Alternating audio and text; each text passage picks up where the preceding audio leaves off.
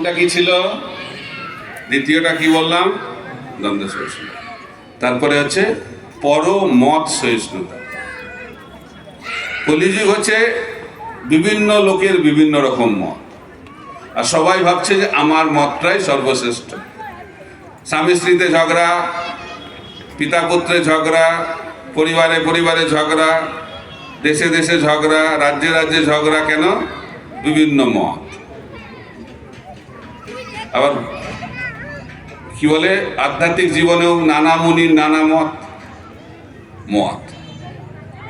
এইভাবে আমাদেরকে শিখতে হবে যে অন্যের মতটাকে সম্মান দেওয়ার আগে অ্যাটলিস্ট আমাদেরকে সহ্য করতে হবে। সহ্য না করলে আমরা ভক্তি জীবনে এগোতে পারব না। একসঙ্গে থাকতে গেলে অন্যের মতকে সহ্য করতে শিখতে হবে। যদিও ভুল বলছে তাহলেও সহ্য করতে হবে। যদিও আপনি ভাবছেন যে আপনিই ঠিক, তা সত্ত্বেও সহ্য করাটাই বুদ্ধিমানের কাজ। একটা কাহিনী শুনবেন, তাহলে মনে থাকবে। গল্পগুলো থাকলে মনে থাকবে, নাহলে মনে থাকবে, ভুলে যাবে। তো তিন বন্ধু, আবার তিন বন্ধুর কথা, ঠিক আছে? তিন বন্ধু, তো তিন বন্ধু তারা ক্ষীর তৈরি করছে। ক্ষীর, আপনারা ক্ষীর খান তো মাঝে মাঝে? রাধা মাধবের ক্ষীর খুব সুন্দর টেস্ট।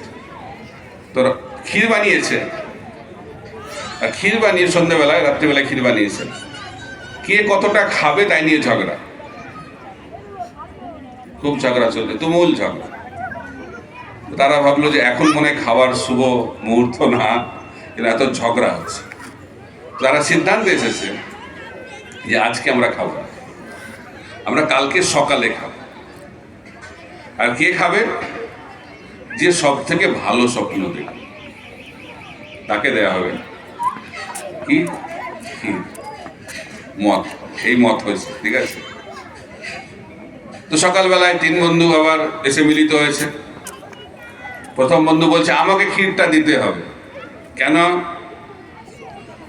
বলছে আমি স্বপ্নে কোথায় চলে গেছিলাম? ব্রহ্ম লোকে চলে গেছিলাম, ব্রহ্মার সঙ্গে দেখা করে চলে এসেছি, ব্রহ্মার সঙ্গে হ্যান্ডশেকও করেছি আমি।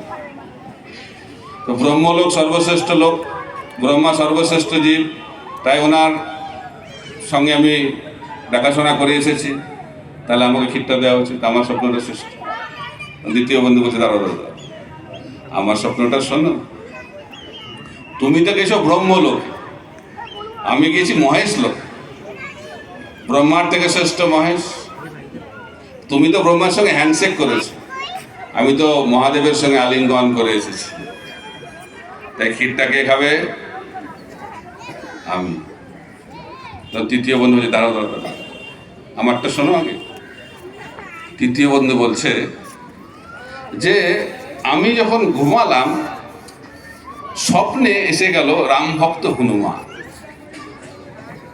হনুমান বলছে হে বৎস, তুমি ঘুমিয়ে আছো, তুমি কি জানো না রান্নাঘরে ক্ষীর রাখা আছে? তুমি এখন যাও, গিয়ে ক্ষীরটা খাও। তো আমি হনুমানের কথা কি করে অমান্য করতে পারি? এখনো শেষ হয়নি। তো আমি গিয়ে খেয়ে নিয়েছি। তখন দুই বন্ধু খুব রেগে গেছে, আরে আমাদেরকে তো ডাকতে পারতো। বলছে হ্যাঁ, তোমাদের কথা মনে ছিল, আমি যখন তোমার কাছে এলাম তুমি তো ব্রহ্মলোকে ছিলে, আর আমি তোমার কাছে এলাম তুমি তো মহেশ লোকে ছিলে। কি করবো আমি? একা একা আমি খেয়ে দিই। এটা হচ্ছে এই জগতের নিয়ম। সবাই ভাবছে যে আমি কি করে জিনিসটাকে হাসি, স্বার্থপর।